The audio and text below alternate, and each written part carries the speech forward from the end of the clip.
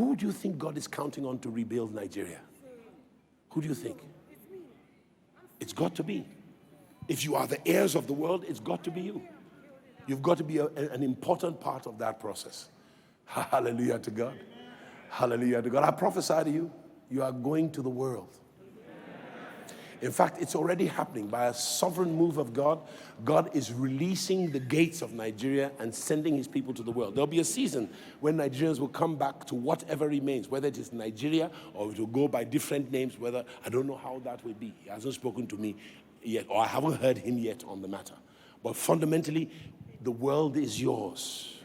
And by the world, I don't mean to its furthest ends. I may include that. You know, what I mean by the world is 4 things. The economy and the economics of the world. The church must go and shine the light there. In the economy of Nigeria, there's a lot of darkness and wickedness.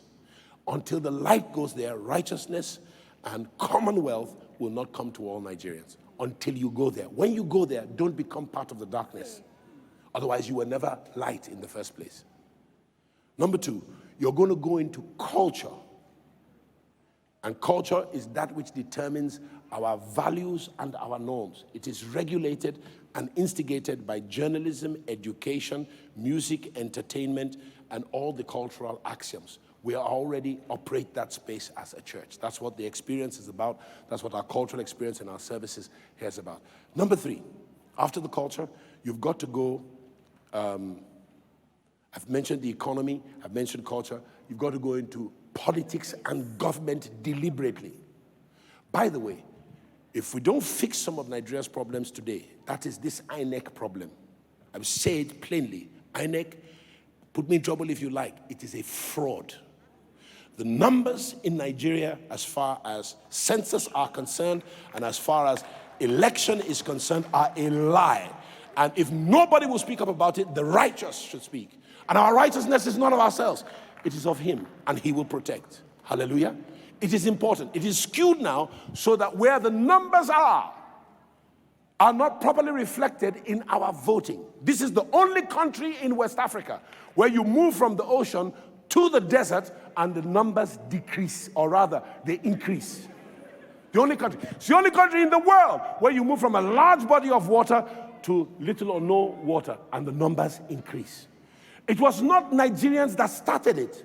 It was the parents of Nigeria who were not good parents. They were not good parents. The man, Lord Lugard, was a devil incarnate.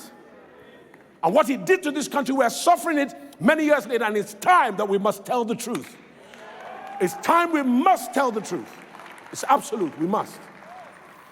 And those of you who benefit from the system, when the judgment comes, unless you extricate yourself in the righteousness of God, that's your own problem. You understand? And if you're in the system, you should behave like Robin Hood. Take from them and give it to the poor. You should have less so that they can have more. I have that sword in my office, the sword of what's his name? Lord of Loxley, Robin Hood. Why? Because part of my job is to make sure that the wealth of Nigeria is redistributed with an evenness. How do you do it? Not by giving the poor rice and oil at election time.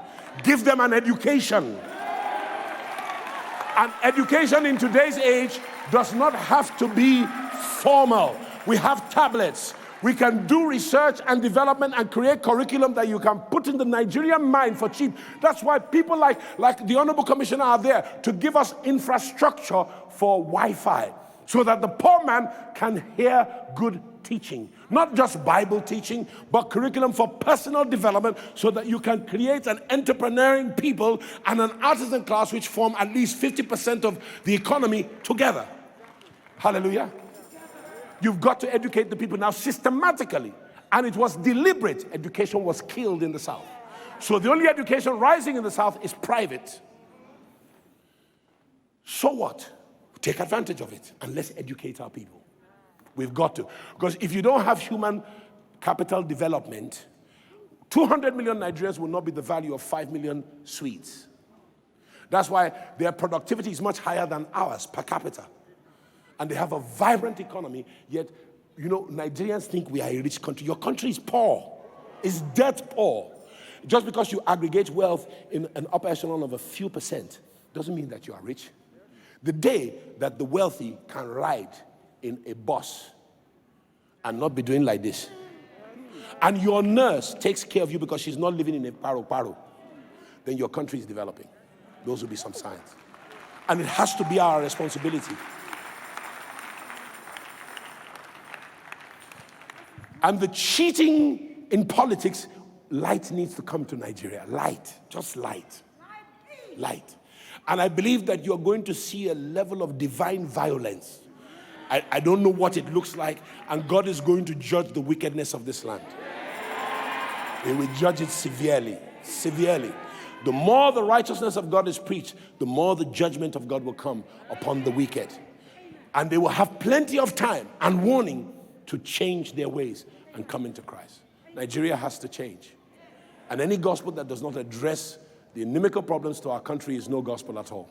Because the gospel is not for us alone. It is for the whole world. It's for the whole world.